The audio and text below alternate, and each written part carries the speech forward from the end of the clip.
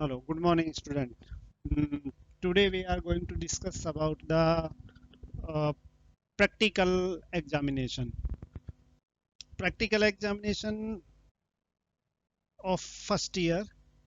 अगर अपन देखें प्रायोगिक परीक्षा, uh, आप अभी तक के स्कूल में प्रैक्टिकल आपने किए हैं, वहाँ से काफ़ी वेरिएशन कॉलेज के प्रैक्टिकल्स में होता है।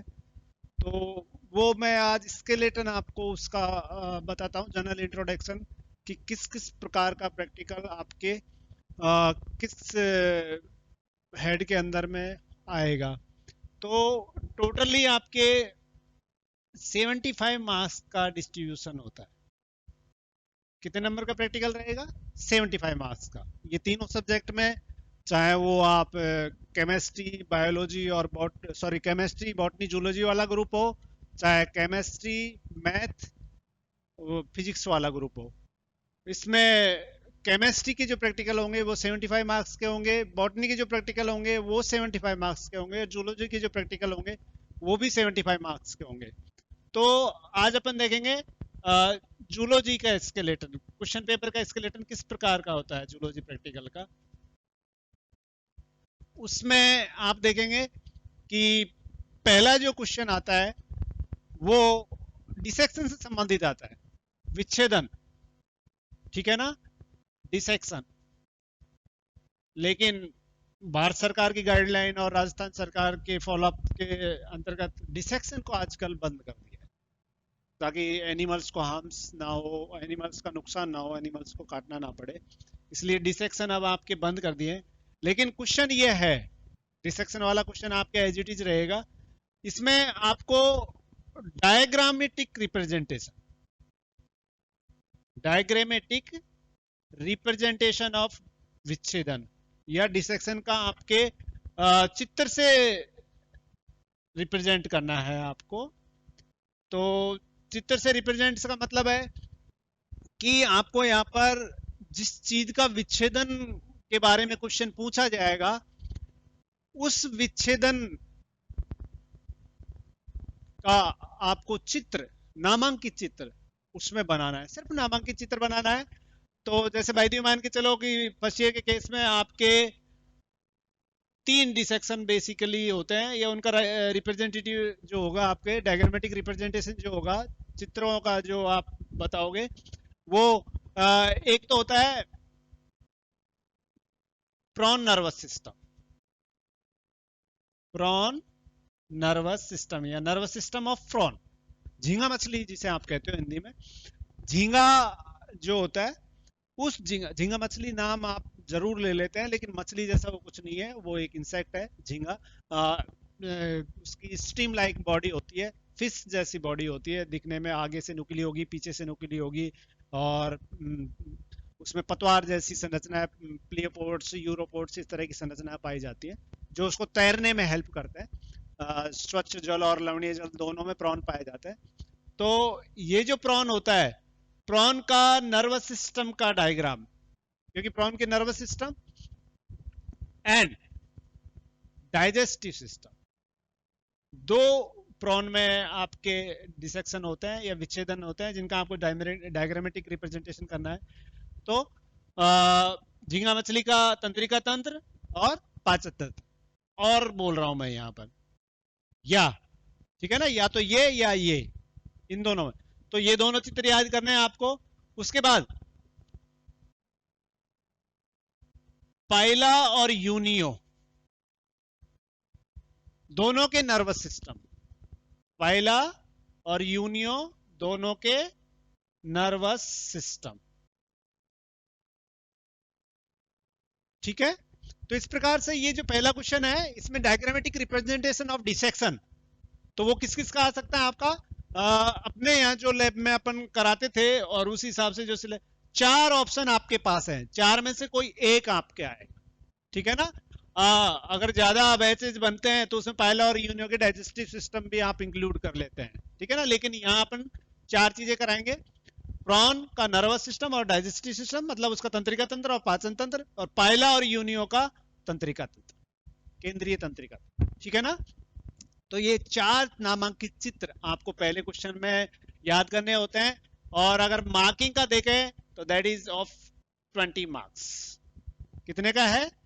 20 नंबर का। ठीक है, 20 नंबर का ये पहला क्वेश्चन होता है।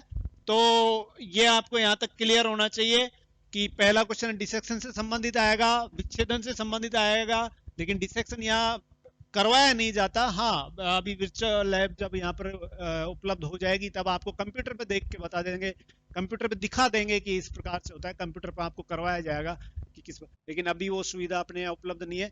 तो आपको इन 4 नामांकित चित्रों को अच्छे से याद करना है, क्योंकि 20 मार्क्स का ये आप करेगा। इसी में से फिर आपका वायवा, मौखिक परीक्षा जब भी होगी तो इसी में आपके क्वेश्चन पूछे जाएंगे कि इस नर्वस सिस्टम में कौन कौन से पार्ट्स होते हैं, ये किस प्रकार से वो काम करता है, तो इस तरह से कौन सा अंग किस नर्व से जुड़ा हुआ होता है, तो वो सब चीजें आपको देखनी है। तो ये 4 चित्र पहले क्वेश्चन में याद करने हैं और टोटल मार्क्स होंगे आपके 20। दूसरा अगर देखें आपके, तो दूसरा क्वेश्चन आता है परमानेंट प्रिपरेशन का। परमानेंट प्रिपरेशन आपने स्कूल में बनाई होंगी स्लाइड, लेकिन वहां पर जो बनाते हैं वो टेम्परेरी स्टेन माउंट होता है। कॉलेज में आपको एक नई तरीका बताया जाता है, परमानेंट प्रिपरेशन या permanent stain mount of given material. दिए गए पदार्थ की स्थायी अभिरंजित स्लाइड बनानी होती है, ठीक है ना। तो दिए गए पदार्थ की स्थायी अभिरंजित स्लाइड बनाने के लिए पदार्थ में आपके कई ऑप्शन यहां पर हैं। जैसे एक तो होता है ओबिलिया, ठीक है, ओबिलिया कॉलोनी। ओबिलिया एक एनिमल है, सिलेंट्रेटा का एनिमल है। इस एनिमल का हुल माउंट, क्योंकि ये पूरा का पूरा, इसमें कोई काट छाट नहीं करनी होती है, ओबिलिया को पूरा का पूरा एल्कोहल सीरीज से गुजार कर, एल्कोहल सीरीज से गुजार कर उसको स्टेन करके, सेफ्रेनिन में, इयोसिन में स्टेन करके और उसको कनाडा बाल्सम में फिक्स करके परमानेंट प्रिपरेशन बनाए। कैसे परमानेंट प्रिपरेशन बनाई जाती है वो मैं अगले लेसन में आपको बताऊंगा कि परमानेंट प्रिपरेशन के लिए क्या करेंगे। तो इस प्रकार से ये स्लाइड बनानी होती है। ओबिलिया की कॉलोनी होती है, स्पॉन्जिन फाइबर्स की स्लाइड बनती है, ठीक है, स्पंज स्पिक्यूल्स की स्लाइड बनती है। और एक ऑप्शन होता है आपके नीरीज पैरापोडिया,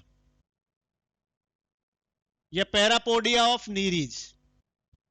नीरीज का एक प्राणी है, उसके पार्श्वपाद अपने पास दोनों उपलब्ध है, पैरापोडिया भी उपलब्ध है, पूरी नीरीज भी है, उसमें से आप लेटरल उसके जो आपके पैरापोडिया है उनको निकाल के और उसको स्टेन माउंट कर सकते हैं।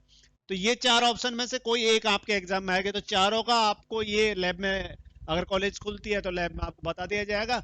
अदरवाइज मैं एक वीडियो बना के किस प्रकार से ये बनाए जाएंगे वो मैं आपको बता दूंगा, किस प्रकार से एल्कोहल, क्योंकि ये एल्कोहल सीरीज से निकलता है।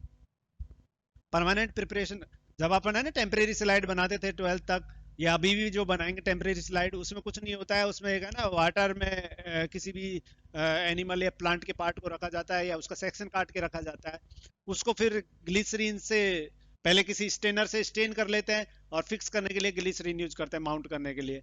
तो वो एक टेम्परेरी स्लाइड है, उसको अगर एक दिन रखेंगे दूसरे दिन सूख जाएगी। लेकिन परमानेंट प्रिपरेशन इस तरह की स्लाइड होती है, जैसे आपने लैब में पहले ही बनी बनाई स्लाइड देखी होंगी, कभी अमीबा, यूग्लिना या किसी प्लांट का टीएस, एलएस, इस प्रकार की स्लाइड जो आप वहाँ माइक्रोस्कोप के नीचे देखते हो, संयुक्त सूक्ष्मदर्शी के नीचे, वो स्लाइड्स परमानेंट होती हैं, वो कई सालों तक रहती है, उनमें कोई खराबी नहीं होती। कारण ये होता है कि उसके अंदर से पानी को हटा दिया जाता है। पानी को कैसे हटाएंगे, क्योंकि बहुत सूक्ष्म चीजें हैं, तो पानी हटाने के लिए यहाँ पर एल्कोहल सीरीज का इस्तेमाल किया जाता है। किसका इस्तेमाल किया जाता है? Alcohol series. एल्कोहल सीरीज का मतलब है 30%, 50%, 70%, 90%, 100 जाइलिन। ये जो सब्सटेंस है इनमें सीक्वेंस से अब उस मटेरियल को अपन गुजारते हैं, तो सीक्वेंस से गुजारने हुए उसमें से जो पानी होता है धीरे धीरे, पहले उसमें से 30% में जब रखेंगे तो 70% पानी रहेगा, 30% एल्कोहल आ जाएगी, तो उसमें से 30% पानी रिमूव हो गया है। उसको जैसे ही 50% में डालेंगे तो 50-50 हो जाता है, पानी 50% है मटेरियल में, 50% 70% 70% एल्कोहल आ जाएगी 30। तो धीरे धीरे करके जो पानी उसके अंदर है मटेरियल के अंदर, उस पानी को वहां से रिमूव कर दिया जाता है, किसके द्वारा? एल्कोहल सीरीज में से गुजार कर। हाँ, कई बार बच्चों के दिमाग में एक क्वेश्चन आता है कि एल्कोहल सीरीज में से क्यों गुजारे, सीधे ही उसको 100% में रख दे अपन। तो ऐसा नहीं कर सकते, क्योंकि अगर मेटेरियल को सीधा 100% में अगर रखेंगे अल्कोहल में, तो वो डिसइंटीग्रेट हो जाएगा, टूट जाएगा, क्योंकि उसकी कोशिका एकदम से पानी को बाहर निकालेंगी, इस चक्कर में उसकी जो प्लाज्मा मेम्ब्रेन होती है या सेल वॉल होती है वो फ्लेक्सिड हो जाएगी तेजी से, और कंप्लीटली कोलैप्स हो जाएगी, टूट जाएगी, ब्रस्ट हो जाएगी, तो मेटेरियल खत्म हो जाएगा। तो इसलिए धीरे धीरे करके उससे पानी निकाला जाता है, और पानी जब पूरा निकल जाता है तो उसको कनाडा बाल्सम, ठीक है ना, कनाडा बाल्सम वो एक माउंटिंग का काम करता है, मटेरियल है वो, परमानेंट स्लाइड को माउंट करने के काम आता है। ठीक है, उसमें उसको माउंट कर देते हैं तो ये स्लाइड परमानेंट बन जाती है। और आगे की प्रक्रिया मैं समझाऊंगा कि किस प्रकार से कितना परसेंट में कितनी मिनट उसको रखना है, किससे उसको स्टेन करना है, किसी भी मटेरियल को कलर देने के लिए स्टेन करना जरूरी है। तो इस प्रकार से ये दूसरा क्वेश्चन।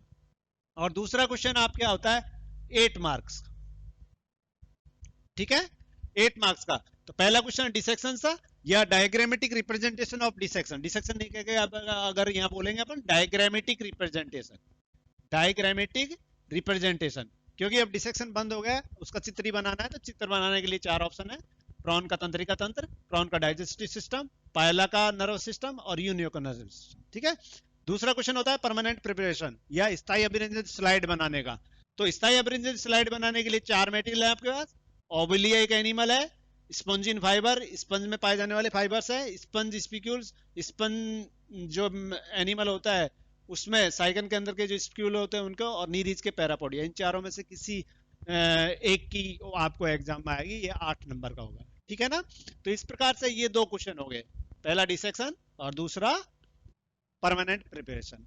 आगे की जो पेपर का स्केलेटन है वो नेक्स्ट पेपर में आपको मैं बताऊंगा कि वो किस प्रकार से होता है। तो ये 2 चीजें आपको क्लियर होनी चाहिए, पहले में डायग्रामेटिक रिप्रेजेंटेशन ऑफ डिसेक्शन, और दूसरे में परमानेंट प्रिपरेशन, पहला 20 नंबर का और दूसरा 8 नंबर का। Thank you and have a nice day.